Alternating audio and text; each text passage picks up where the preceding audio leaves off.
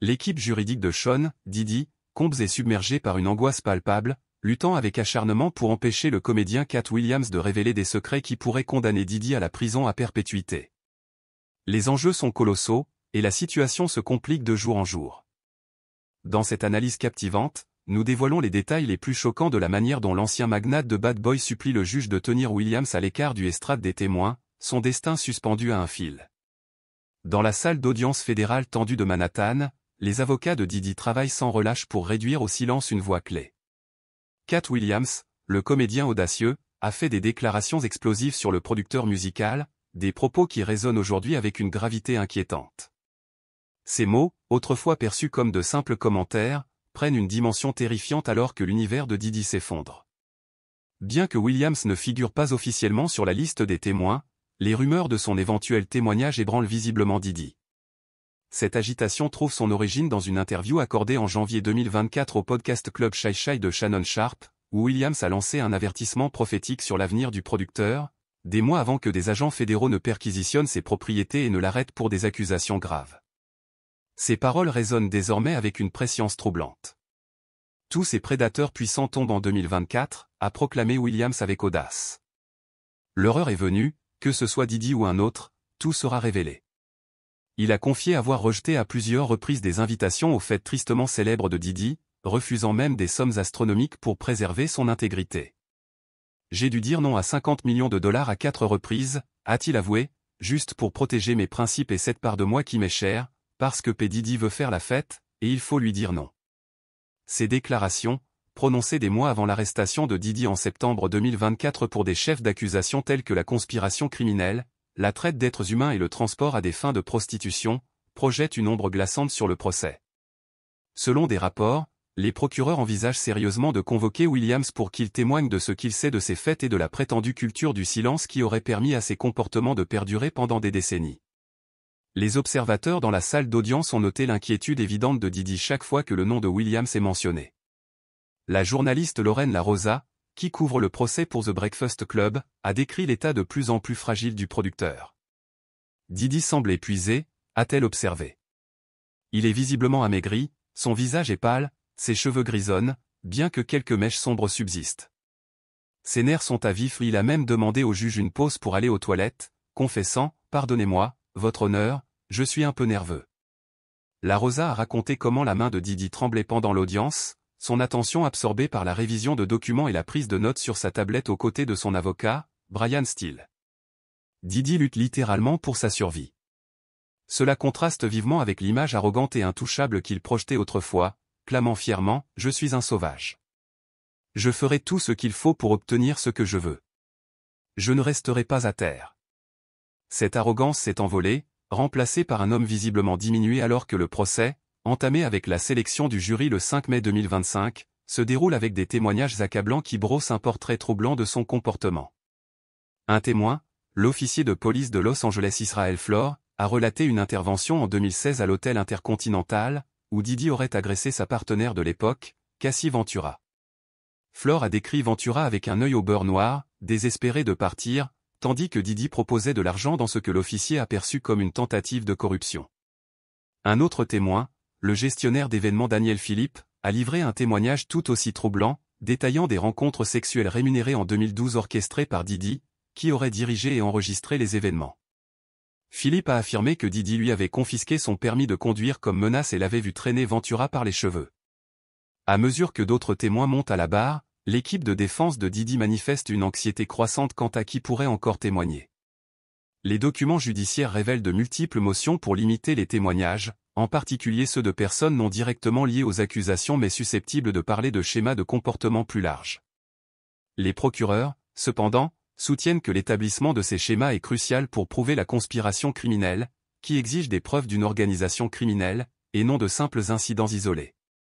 Ils considèrent des témoins comme Williams, qui auraient refusé des invitations à des événements où des crimes auraient eu lieu, comme essentiels pour contextualiser la perception des actions de Diddy dans l'industrie. Le juge Subramanian n'a pas encore rendu de décision définitive sur la possibilité pour Williams de témoigner, les experts juridiques notant des obstacles potentiels liés à la pertinence et au risque que ces déclarations soient plus préjudiciables qu'éclairantes. Pourtant, la simple éventualité de son témoignage a déstabilisé Diddy, dont le comportement en salle d'audience devient de plus en plus anxieux.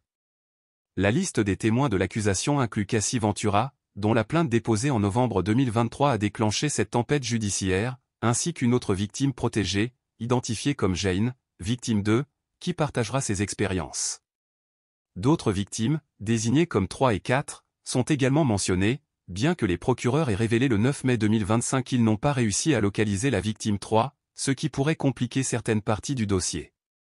À mesure que le procès avance, l'écart entre l'image publique soigneusement construite de Diddy et la dure réalité qu'il affronte au tribunal s'élargit.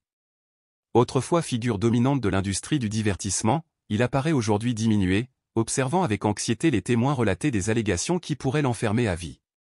Avec chaque jour qui passe, les prédictions de Katt Williams sur 2024 comme une année de règlement de compte pour les puissants semblent de plus en plus prophétiques, alors que des témoignages dévastateurs et des preuves accablantes menacent de démanteler à jamais l'héritage de Diddy. L'équipe juridique de Diddy s'est acharnée à le protéger des lourdes conséquences du procès, implorant le juge Subramanian de limiter les témoignages aux seules personnes directement impliquées dans les faits mentionnés dans l'acte d'accusation. Cette stratégie traduit une tentative désespérée de contrôler le récit d'une affaire qui pourrait redéfinir l'héritage de Diddy. Le procès, qui a débuté avec la sélection du jury le 5 mai 2025 dans le district sud de New York, est une bataille à enjeux colossaux, susceptible de démanteler des décennies d'influence et de pouvoir. Ce duel judiciaire épuisant, officiellement intitulé États-Unis contre Combs, devrait s'étendre sur 8 à 10 semaines, avec des audiences du lundi au vendredi, comme une journée de travail implacable. À mesure que de nouveaux témoins montent à la barre et que des preuves inédites sont révélées, le drame en salle d'audience s'intensifie. L'ombre de Katt Williams plane lourdement, ses paroles troublantes de janvier 2024 résonnant à travers les débats, ajoutant des couches de complexité à une affaire qui pourrait voir Diddy condamné à la prison à vie s'il est reconnu coupable de toutes les accusations. Les enjeux ne pourraient être plus élevés pour l'homme qui dominait autrefois le monde du divertissement avec une aura presque intouchable. Aujourd'hui, Diddy semble diminuer, ses yeux empreints d'appréhension tandis que les témoins racontent des histoires qui pourraient l'enfermer à jamais.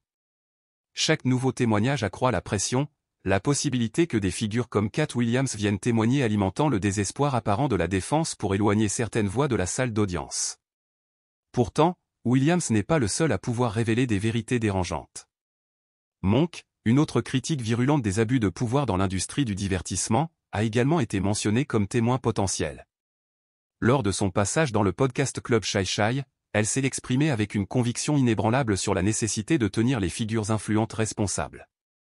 Quand nous avons nos titans Oprah Winfrey, Tyler Perry, Steve Harvey, Kevin Hart, ils sont les piliers de notre communauté, a-t-elle déclaré.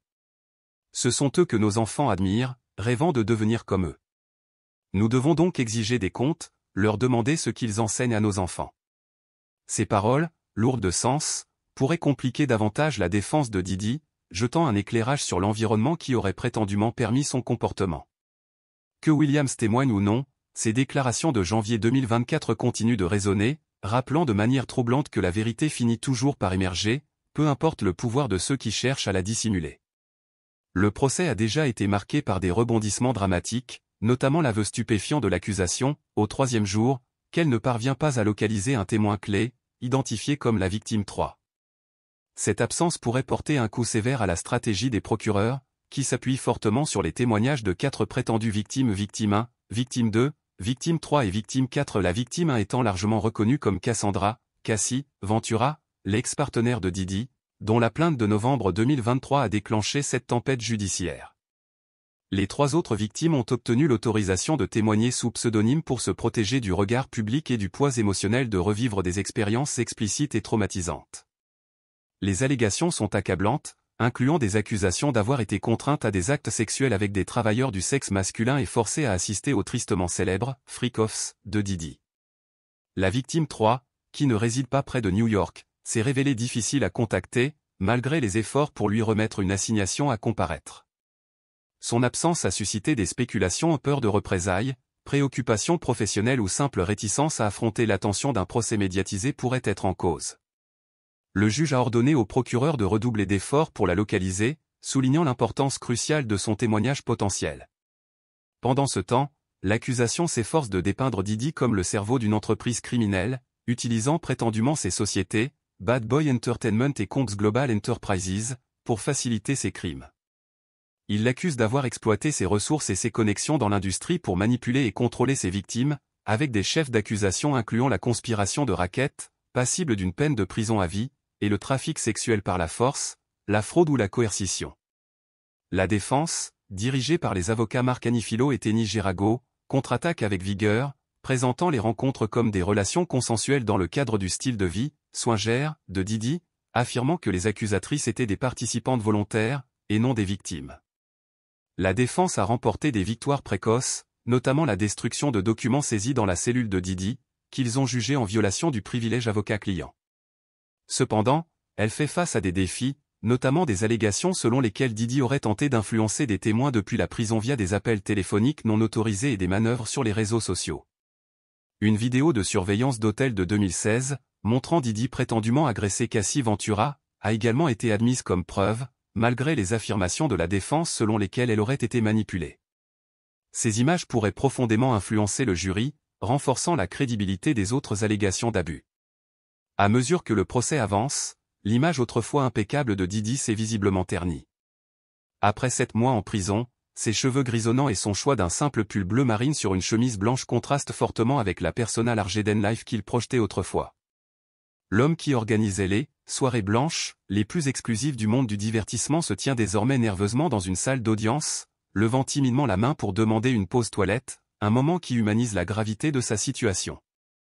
Avec un jury de 12 membres et 6 suppléants soigneusement sélectionnés parmi plus de 600 candidats, et une liste de plus de 100 noms de célébrités comme Kanye West et Michael B. Jordan potentiellement mentionnés, ce procès promet de révéler les coulisses cachées de l'industrie du divertissement, en faisant l'un des cas de célébrité les plus suivis de mémoire récente.